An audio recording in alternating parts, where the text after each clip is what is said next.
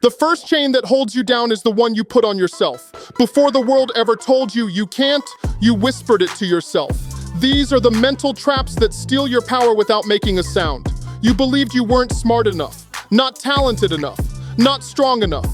But that's not the truth. That's programming. Somewhere in your past, limiting beliefs took root, and now they guide your choices, your mindset, your future.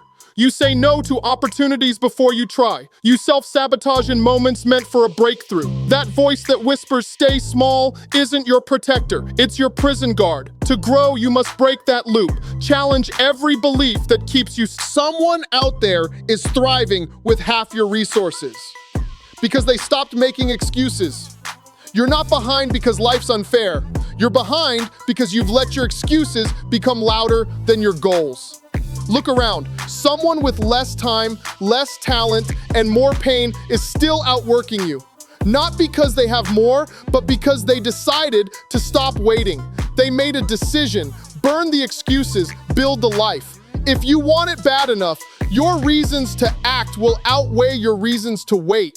Excuses don't pay bills. Discipline does. Focus does. Relentless action does. So let others talk. You've got work to do, starting now. Failure isn't the enemy. Fear of failure is. Most people don't fail. They quit before they even try. Why? Because they're scared of looking stupid, scared of falling, scared of being judged. But here's the truth. Failure is how you grow. It's not a red light. It's a roadmap. Every person you admire has failed more than you've tried. What separates them is not talent, it's the resilience to rise again. When you let fear control your decisions, you shrink your world. You play small, you avoid discomfort, but greatness demands risk. Don't ask, "What if I fall?" Ask, "What if I fly?" Because hiding from failure is the biggest failure of all. You can't run your race while staring at someone else's lane. Comparison is a trap that convinces you you're behind, when in truth, you're just on a different path. You scroll through highlights and forget that those are just edited fragments. You see their wins and ignore your progress. But your journey isn't supposed to look like anyone else's. What you call slow might be the exact pace you need for deep growth. What you call failure might be your foundation. Mindset is everything. When you believe in your unique lane, you stop needing someone else's validation. Let their success inspire you, not diminish you. Trade envy for inspiration. Trade distraction. Comfort feels safe, but it slowly kills your potential. Your comfort zone is cozy, familiar, and dangerous. It whispers, "Stay here. It's fine. You're okay." And so you stop reaching, stop growing, stop evolving. You convince yourself that good enough is all you need, but deep down, you know it's not. Discomfort is the price of transformation. That uneasy feeling when you stretch beyond your limits, that's the feeling of becoming someone new. Most people never grow because they never leave what's comfortable. But if you want to unlock your next level, you have to be willing to feel awkward, scared, and uncertain. You have to chase growth over ease. Nothing grows in the comfort zone. You are not what your worst thoughts say you are. There's a voice inside you that whispers failure, shame, and doubt. And for years, you've believed it. But that voice, it's not true. It's a mental parasite, a toxic echo of past wounds, rejection, or fear. And every time you let it speak without resistance, you lose a piece of your power. Self-talk shapes your identity. What you say about yourself becomes how you live. So speak like someone you love. Say, "I am enough. I am growing. I have what it takes." Rewire your internal script. Make it one of resilience, discipline, and hope. You don't need to be perfect to be powerful. Perfectionism is a trap that wears a disguise of high standards, but underneath it hides fear. Fear of being judged, fear of failure, fear of not being enough. You delay starting, delay finishing, and living because something isn't quite right yet. But perfect is a moving target. It keeps shifting the more you chase it. And in that pursuit, you lose the power of progress. The truth is, done is better than perfect, and action beats hesitation every time. You weren't meant to be flawless. You were meant to be resilient, growing, learning. Perfectionism kills creativity, drowns confidence, and suffocates your dreams in silence.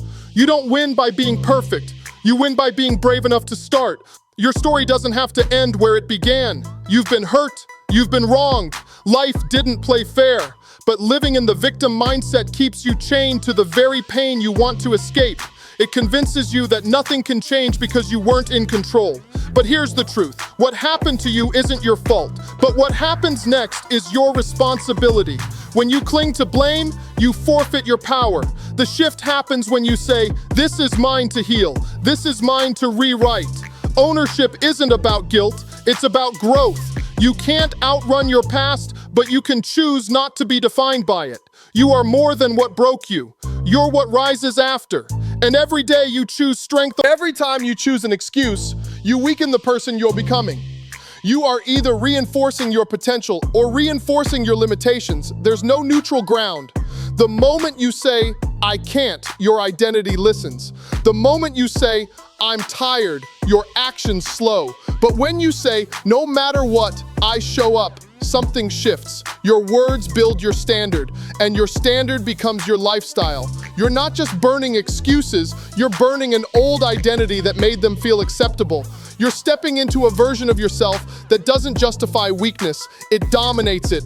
Build yourself with discipline, not delay. Build yourself with fire, not fear. You don't have to feel ready to be worthy. That voice that says, "You're a fraud," it's not truth, it's imposter syndrome. It tells you that your success is just luck, that your wins are fake, that you don't deserve the life you're building.